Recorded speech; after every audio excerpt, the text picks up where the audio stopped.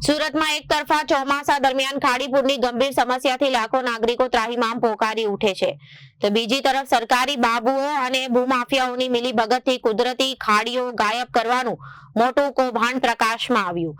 સુરતના સારોલી વિસ્તારના non TP વિસ્તારમાં કુદરતી ખાડી પૂરી દઈને તેને ડાયવર્ટ કરવાનો એક ચોંકાવનારો મામલો સામે આવ્યો છે। સુરતના સારોલી વિસ્તારના નોન ટીપી વિસ્તારમાં કુદરતી ખાડી પૂર દઈને તેને ડાયવર્ટ કરવાનો એક ચોંકાવનારો મામલો સામે આવ્યો છે।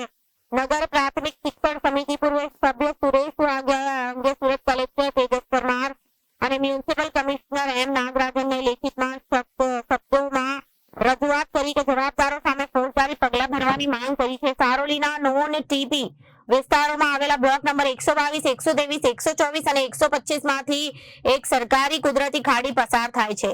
આ ખાડી સણિયા અને સારોલી નામના લાખો ગેલન વરસાદી પાણીના નિકાલનો એકમાત્ર મૂળ સ્ત્રોત છે, પરંતુ સત્તા અને પૈસાના જોરે આ ખાડીનું મૂળ અસ્તિત્વ જ મિટાવી દેવાનો પ્રયાસ કરાયો છે, જેનો ગેરકાયદેસર રીતે પૂરી દઈને સુરત મહાનગરપાલિકાના અનામત પ્લોટમાં વાળી દેવામાં આવ્યો છે।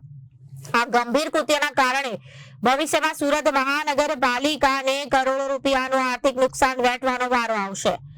जी मारू नाम सुरेशभाई सुहागिया, पूर्व सभ्य नगर प्राथमिक शिक्षण समिति सूरत। हाल આપણે सारोली विस्तारना नॉन टीपी विस्तारनी अंदर ઊભા છીએ। આ ગયા વર્ષે 8/8/2025ના રોજ આ જે ખાડી પૂરણ કરી અને ડાયવર્ટ કરવામાં આવી છે, અમારા ધ્યાન ઉપર આવતા લેખિતમાં કલેક્ટરશ્રી અને કમિશનરશ્રીને રજૂઆત કરવામાં આવેલી કે આ જે સારોલીનો નોન ટીપી વિસ્તાર છે, બ્લોક નંબર 122, 124, 125 એની અંદર ખાડી ડાયવર્ટ કરી અને સુરત મહાનગરપાલિકાના અનામત પ્લોટની અંદર એનું વહેણ કાઢવામાં આવેલું છે। જે કુદરતી વહેણ છે એને અવરોધ કરી નીચેની ઉપરની દિશામાં ડાયવર્ટ કરી અને ખાડીનો જે વળાંક આપવામાં આવેલો છે એના કારણે ખાડીપૂરની પણ શક્યતા રહેલી છે। છતાં પણ આજે 1 વર્ષ થઈ ગયું, તંત્ર દ્વારા કોઈ કામગીરી કરવામાં નથી આવી, જેના કારણે હાલમાં જ જે ખાડીપૂર આવેલું એના કારણે સમગ્ર વિસ્તારની અંદર જળબંબાકારની સ્થિતિ હતી। ખેતરોમાં પાણી કરી ગયેલા હતા, ખેતરો ધોવાઈ ગયા છે।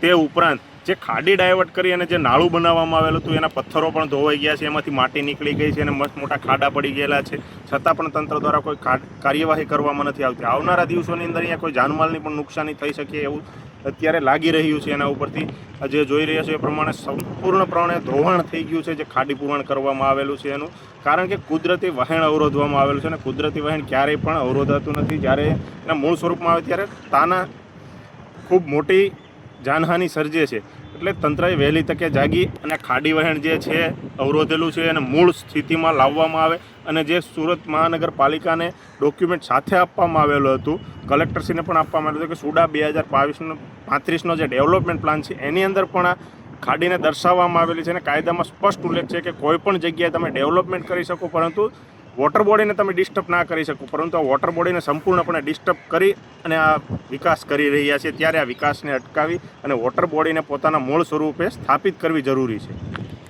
Reporter Arvind Rathod, Janadesh news, Surat.